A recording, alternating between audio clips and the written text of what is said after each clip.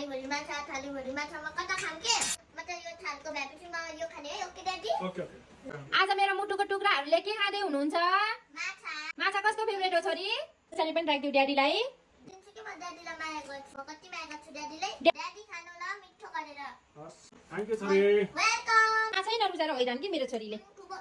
बुढो छोरीले त माछै नरुचाउने के गर्ने होला बुढो गर्नु सक्छु के मम्मी एरो र बाबाको म त पापाको परेर हजुर नो ड्याडी के खानु म खान्छु ल ड्याडी ओके राखौ हजुर मलाई चाहिँ धेरै मिठो खानुहुन्छ के थ्याङ्क यू ड्याडी वेलकम खासमा मम्मी माछाको रस गराए हुन्छ नि दाल त मलाई खानै मन लाग्छ छैन बाबा माछा कस्तो छ भनिदिनुस् त राम्रो एकदम राम्रो छ ड्याडीलाई मुला राखिदिउ छोरी मेरी छोरी क्या दाजु ड्याडी माछा खानुहुन्छ खानुस् खाना यही छ खानु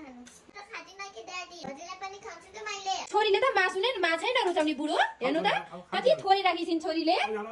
कति थोरै राखिसिन् छोरीले बाइ बाइ साथीहरू